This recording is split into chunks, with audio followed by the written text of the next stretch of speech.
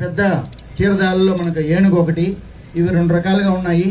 మన ఆసియా ఏనుగు, ఆఫ్రికా ఏనుగు. మన దగ్గర ఉన్నవన్నీ కూడా ఆసియా ఏనుగులు. మన భారతదేశ సంస్కృతిలో ఏనుగు ఒక భాగము. ఎన్నో దైవ కార్యాలకు మొదటగా వస్తున్న ఏనుగు ఇది మన ఆంధ్ర రాష్ట్ర పట్టపు ఏనుగు, రాయల్ ఎలిఫెంట్ ఆఫ్ ఆంధ్రప్రదేశ్.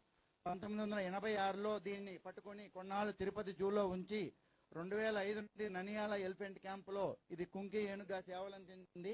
అక్కడి నుండి ననియాల నుండి మన ముసలమడుగు ఎలిఫెంట్ క్యాంప్కి తీసుకొని రావడం జరిగింది.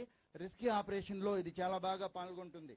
రెండవ ఏనుగు వినాయక, ఇది మన చిత్తూరు జిల్లా అలంకారము.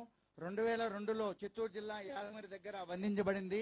ననియాల ఎలిఫెంట్ క్యాంపులో కుంకి ఏనుగుగా ట్రైనింగ్ తీసుకుని సేవలు అందించింది. ఇప్పుడు ఇక్కడికి సేవలు అందించడానికి వచ్చింది. తర్వాత మూడవ ఏనుగు రంజన్, దీనిని ప్రైడ్ ఆఫ్ కర్ణాటక దేశగా పిలుస్తారు. ఇది మన అతిథిని కర్ణాటక నుండి ముసలమడుకు తీసుకొని రావడం జరిగింది. నాలుగవ ఏనుగు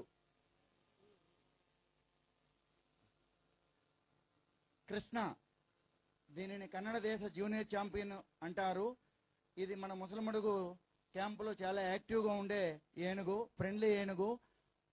పూలహారం వేయడంలో చాలా ఇష్టాన్ని చూపించే.